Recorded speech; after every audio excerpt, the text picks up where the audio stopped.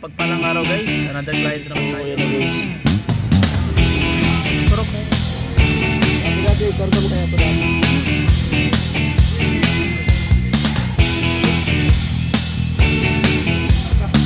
So 14.2 hanggang 14.5 okay na yun guys. Pero basta once nga 12.1 bumaba, galing yung pinagakarga.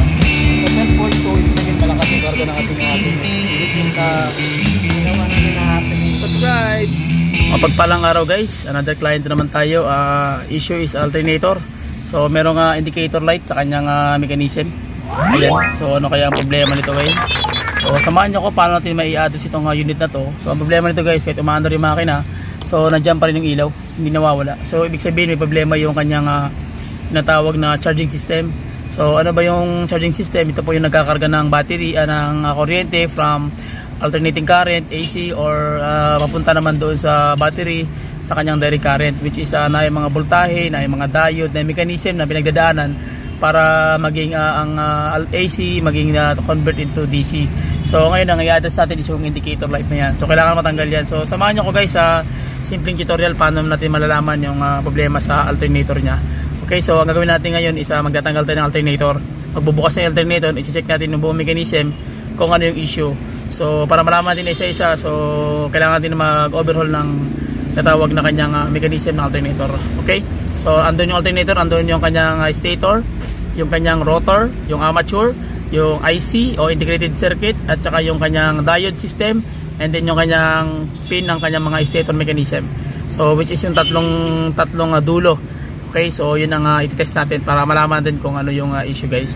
So tara, samahan nyo ko sa simpleng tutorial na to. So pagtsagaan nyo na lang guys, kahit gano'n man siya kaiksi o kaba, mahalaga mayroon tayong maibahagi sa inyo ng kaalaman. So sa mga baguhan, shoutout sa inyo.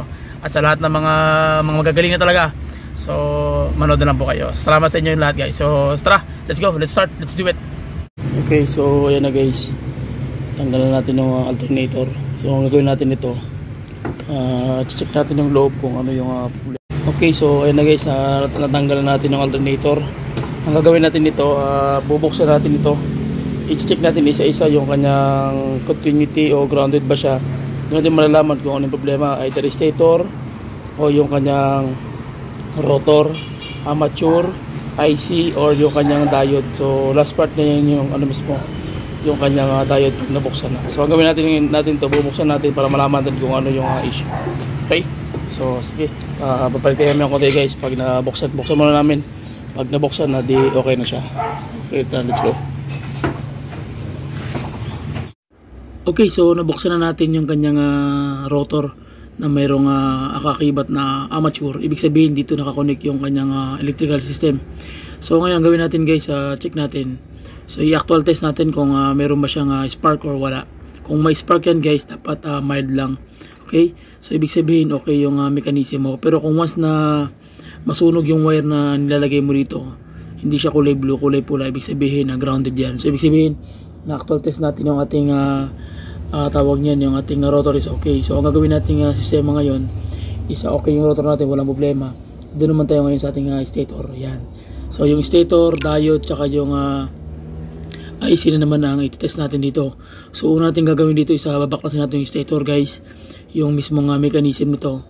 And then i-check natin yung kanyang mismong IC at yung kanyang diode. So yun ang gawin nating step. So baklasin muna natin guys. Shout out sa ating birador, si Brad Tikyo ng General Santos City guys. Okay, so yan, tatanggalin natin dandahan yan. So ang tatlong bolt lang naman yan ang matatanggal mo dyan. Pag natanggal mo na, diretso na baklas yan. So ang gawin natin yan guys is mag-actual test tayo gamit natin yung ating tester. So check muna natin yung mechanism nito kung wala bang grounded yung kanyang buong mechanism. Malalaman mo naman agad yan pag na-test natin kasi nga ang ganitong sistema, yung kanyang issue is grounded. Malalaman mo yan pag ginamit naman ng multi-tester. Okay, so kailangan meron kang gamit. So ito na yung kanyang testator guys. Stator at yung kanyang tatawag na IC, naka-built-in na yan siya, naka-connect. So ang gawin natin, i-mamanaman natin test natin. Okay. Okay, so gamit tayo ng multi-tester.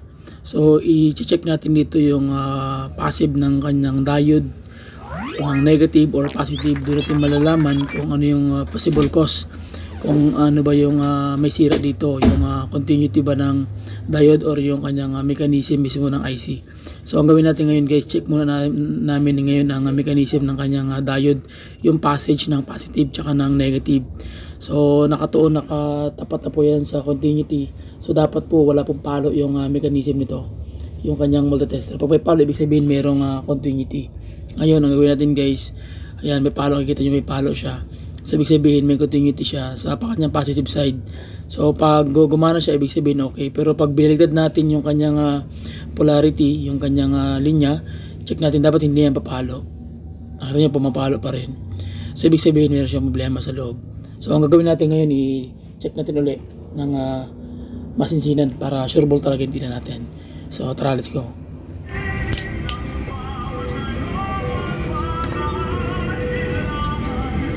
Grounded talaga.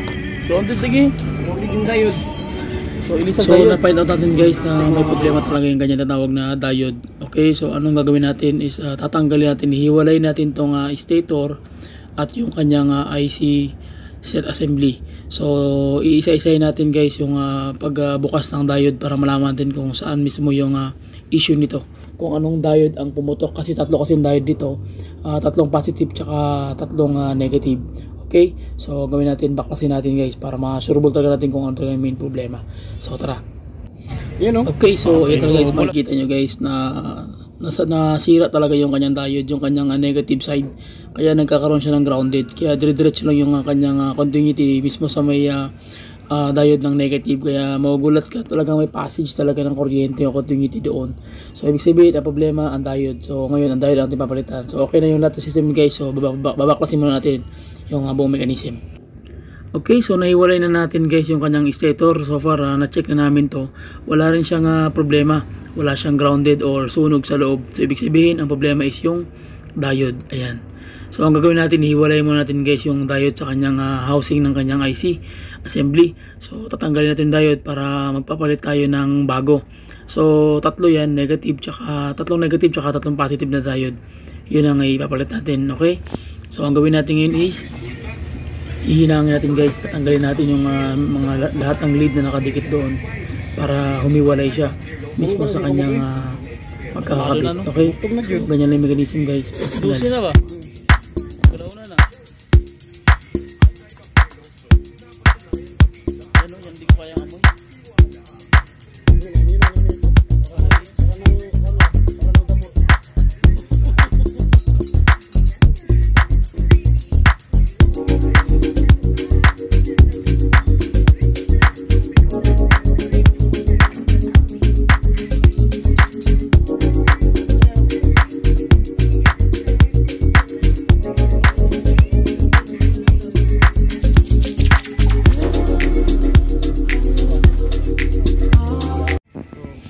Okay, so nahiwalay na natin guys. Ngayon din malalaman yung final test. So ang gawin natin, check natin mano-mano. So tara. Balik na rin natin. Wala talaga. Wala talaga no. Grounded talaga, lusot-lusot lang. So kaya sana nito, pag biniligtad mo yung ano. Dapat hindi gumagana yan. O yan, meron continuity. Okay. So guba diode. Ilan ang sira? Dalawa? Lahat to palitan. Palitan no. Meron ba kaya dyan? Okay ko, so kumpirmado talaga guys na ang problema is yung main diode natin na negative side. So tatlong piraso yan. So yung positive hindi na natin papalitan. So yung tatlo lang para maging brand new na siya. So isa lang yung nasira pero tatlo na yung palitan natin para isa lang yung iintindi natin guys. So malaga nakuha natin yung basic pointers kung paano natin malalaman yung problema ng electrical system ng ating alternator or charging system guys.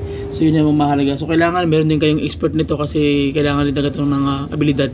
Okay? So tatanggalin natin yung diode guys, tapos check natin kung anong klaseng diode meron to. Kung ano yung sample.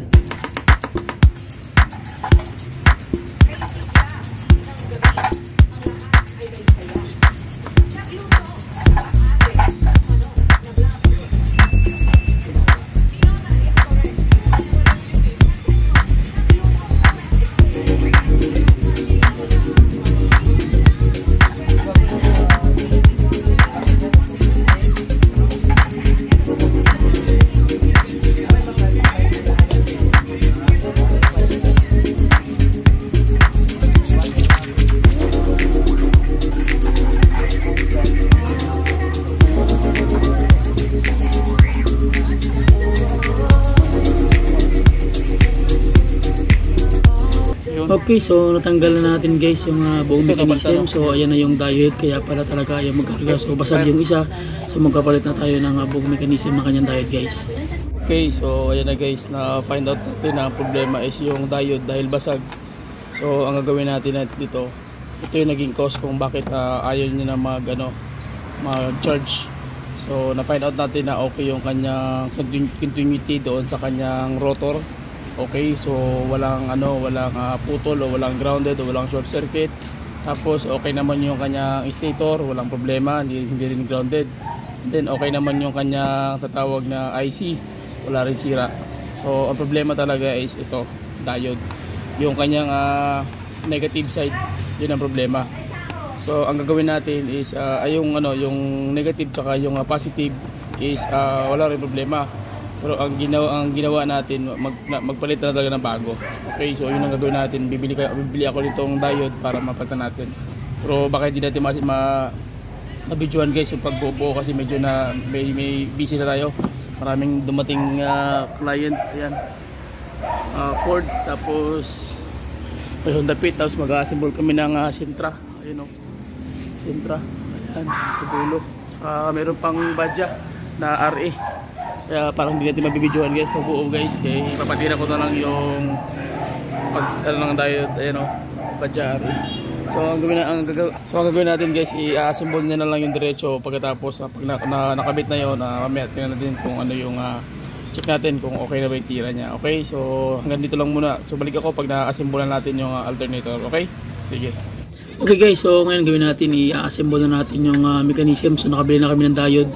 So i-install lang yan guys. Pagkatapos malalaman natin ngayon ng konti kung ano na sistema. So okay, balik tayo guys pagkatapos natin makabit na yung buong mechanism ng diode. Okay, so tara, let's go. Okay guys, so ayan na, almost done na. Tapos na ikabit yung diode. Ayan yung diode guys, so bago na yun, so okay na, negative positive yan yung diode na nandiyan dyan. So ang gagawin natin, makikita nyo naman brand new na yung ginabit, although sorry, surplus pala kasi walang available na diode na na para dito. Kasi ito Honda Fit. So ginawa na lang, naghanap na lang ng ibang diode sa kabilang alternator, tinanggal, isa din ang ibinalik. So ayan, makikita nyo. So ang problema is yung diode. So ngayon nakabit na siya. Ang gagawin natin, ikakabit naman natin ito sa actual sa makina. Tapos check natin kung ano yung mangyayari doon, kung paano siya mag-response na sa ating dashboard. Okay, so tara, let's go. Okay guys, so ayan na tayo. Ikakabit na rin dito yung mechanism, yung ating alternator. Ito yung alternator natin. So mamaya balikan natin guys pag nakabit na natin dyan. Check natin kung ano yung mangyayari. Okay, so sige, ikabit ko muna. Pag nakabit ko na, balik ako natin guys. Nakabit na natin yung mechanism, yung kanyang alternator. So check natin ngayon kung babalik pa rin ba yung kanyang sakit na yung nag-steady yung kanyang battery indicator light. So which is means, ibig sabihin may problema yung alternator natin. So ngayon nakabit na natin. Ang gagawin natin ngayon is mag-test na tayo for final testing. Okay, so tara, let's go. Dito tayo ngayon sa kanyang dashboard. Okay, so nakabit na mechanism. Ano lang. So gawin natin ngayon dyan, pag once na mag-start tayo, kasi ano problema nito, pag in-start mo on position, yung battery indicator na yan, dapat yan nawawala yan. So yun ang problema sa kanya kasi nga ang nangyayari, hindi siya nawawala kahit umaandar na yung makina. So ngayon, bago na yung diode, dapat na natin. So i-start na natin, check natin kung mawawala pa yan. Pag hindi siya nawawala, ibig sabihin problema pa rin. So i-start ko na guys. Yun, so ibig sabihin okay yung tira natin. Yan kita nyo, so nawala na indicator light, ibig sabihin okay yung system. And then yung last na titry natin is yung charging system nya. So tara doon tayo sa mechanism ng kanyang voltahe. Check natin kung ilang kargada ang kanyang kayang ilalabas. Tara, kalat dito sa atin guys. Maraming customer, ayun, yun dami. So tara, check natin yung voltahe guys. Si Brad Pin. Okay, so ilan? So 14.2. Lakas ang karga. So 14.2 hanggang 14.5, okay na yun guys. Pero basta once nga 12.1 bumaba, delikado, ibig sabihin hindi nagkakarga.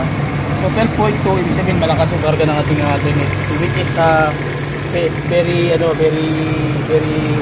maganda talaga siya.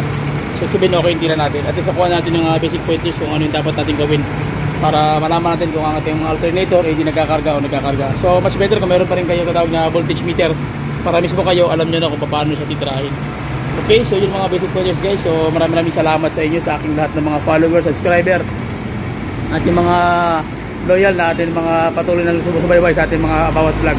So kayo ang aking tawag inspirasyon para lalo kong ipagpatuloy yung ating pag-mechanic, pag-share ng ating wisdom na trigalob ng Panginoong Jesus sa ating buhay. So shout out kay Brad Ping. Brad, ano masahe mo? Shout out sa mga ngayon. Okay lang ano namin.